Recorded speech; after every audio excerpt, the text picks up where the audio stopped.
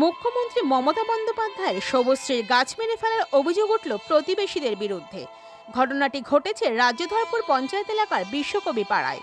উল্লেখ্য, মুখ্যমন্ত্রী মমতা বন্দ্যোপাধ্যায় কন্যা সন্তান জন্মালে সেই শিশুর নামে একটি করে মেহগনি গাছের চারা উপহার দেবার কথা ঘোষণা করেছিলেন। সরকারের দেওয়া সেই শুভশ্রীর গাছ শিশুকন্যাটির 18 বছর বয়স হলে কাটার নিয়ম, যাতে 18 বছর বয়সের পর ওই গাছ বিক্রির টাকা মেয়েটির বিয়ে বা উচ্চশিক্ষায় কাজে লাগে। গত 5 বছর আগে রাজ্যধরপুরের অনিতা দেবী প্রসাদের একটি কন্যা সন্তান জন্ম নেয়। তখন ওই কন্যা সন্তানের নামে শুভশ্রীর গাছ ও সরকারি সার্টিফিকেট দেওয়া হয়, কিন্তু গাছটি বাড়িতে বসানোর পর থেকে প্রতিবেশীরা আপত্তি জানাতে থাকে গাছটি যেন কেটে ফেলা হয়। এই নিয়ে অনিতা দেবীর প্রতিবেশী মেনকা মণ্ডলের সঙ্গে বেশ কয়েকবার অশান্তিও হয়। প্রতিবেশীদের আপত্তি ছিল গাছটি বড় হলে তার শিকড়ে বা পাতা পড়ে তাদের বাড়ির ক্ষতি হবে। এই নিয়ে বহুবার প্রতিবেশী মেনকা মণ্ডলরা গাছটি মেরে ফেলার হুমকিও দেয়। পঞ্চায়েতেও অভিযোগ যায়, কিন্তু পুজোর আগে অনিতা দেবী বাপের বাড়ি থেকে ফিরে দেখেন 5 বছরের বড় প্রায় 20-25 ফুটের গাছটি ক্রমশ শুকিয়ে যাচ্ছে। কিছুদিন আগে গাছটি পুরো মরেই যায়। অনিতা দেবী এই নিয়ে শ্রীরামপুর থানা ও পঞ্চায়েতে অভিযোগ জানান ওই প্রতিবেশীদের বিরুদ্ধে। পরে কন্যাটির স্কুল থেকে একটি নতুন করে চারা গাছও দেওয়া হয়। যেখানে গাছ বসানোর জন্য বিশ্বজুড়ে এত উদ্যোগ চলছে, সেখানে এই ঘটনার প্রতিবাদ জানিয়ে অনিতা দেবীর পাশে দাঁড়িয়েছেন স্থানীয় পঞ্চায়েতের সদস্যরা ছাড়াও ওই ছাত্রীর স্কুলের শিক্ষক শিক্ষিকারাও। এখন দেখার বিষয়, পুলিশ প্রশাসন শুভশ্রীর নতুন গাছটির রক্ষায় আগামী দিনে কী ব্যবস্থা নেয়।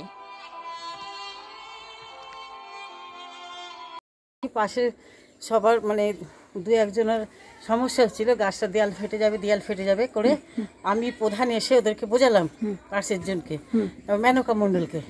তো উনি বললো যে মানে তখন বোঝালাম যে গাছটা লম্বা হবে, ওটা মানে মোটা হবে না, আর যখন এই বাচ্চাটার বয়স 18 বছর হবে তখন গাছটাকে মানে ব্যবস্থা একটা কিছু হবে, আর দেয়াল যদি ফাটে নিশ্চয়ই কিছু ব্যবস্থা করা যাবে। তো যাই হোক আমরা এসে বোঝালাম। বোঝানোর পর এ মানে পুজোর সময় বাড়িতে ছিল না, ছোট ছোট বাচ্চা নিয়ে দুর্গা পুজোর সময় এখানে থাকবে, ওর জন্য বাপের বাড়িতে ছিল।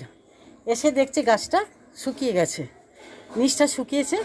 আমাদের কাছে বলেছে, বলার পরে যে দিদি আমার দেখো, আমি তো বাড়িতে ছিলাম না, গাছটা এসে তুমি দেখে যাও। মোবাইলে ছবিও দেখেছে, আমি নিজে এসে দেখে গেছি যে নিচের মানে শুকিয়ে গেছে, ওপরে কিছু পাতা শুকনো ছিল, বাকি অংশটা কালকে যেটা এসে দেখে গেলাম পুরোটাই শুকিয়ে গেছে। মানে গাছটা আমরা ছিলাম না, আমি তো চলে গেছি বাপের বাড়ি। এ বাবা আমাকে বলছে কি গাছ কেটে দাও, গাছ কেটে দাও। আমি বললাম গাছ আমি কাটতে পারবো না, এ তো সরকার থেকে লোক দিয়েছে, সরকার তো কাটবে। আবার প্রধানকে দেখে আসলো, এর জন্য চিঠি দিল, এর জন্য মানে অনেক ঝগড়াঝাটি করলো আমার সঙ্গে। একদিন আমাকে মারতে এসেছিল, বলছে গাছ না কাটলে তোকে এখানে থাকতে দেবো না, তোকে 3 বাড়িতে লোক আমাকে এখানে থাকতে দিচ্ছে না। আচ্ছা, জানেন সব সময় অশান্তি, সব সময় একটা লোককে পাঠাচ্ছে ঝগড়া করার জন্য, মুখ মানে সব সময় মুখ বনে রেখেছে। কত বছর আগে গাছটা দেওয়া হয়েছিল? এই তো মেয়েকে 5 বছর চলছে, 5 বছর হলো। আচ্ছা, তা এখন এটা পঞ্চায়েত থেকে কি নতুন গাছ দিয়ে গেছে? না, পঞ্চায়েত থেকে দেয়নি, আবার দিদিমণি স্কুল থেকে দিয়েছে। আচ্ছা, এটা আগে কোথা থেকে দিয়েছিল? স্কুল থেকেই দিয়েছিল। আচ্ছা, দিয়েছে। হ্যাঁ, 5 বছর তো আমার লস হয়ে গেল, অত বড় গাছ আমার শেষ হয়ে গেল। আবার এই গাছ বসাচ্ছি, এদের জন্য কি হবে না হবে আমি তো জানি না। 5 বছর আমার কি হবে? সৃজন, খবর বাংলা নিউজ।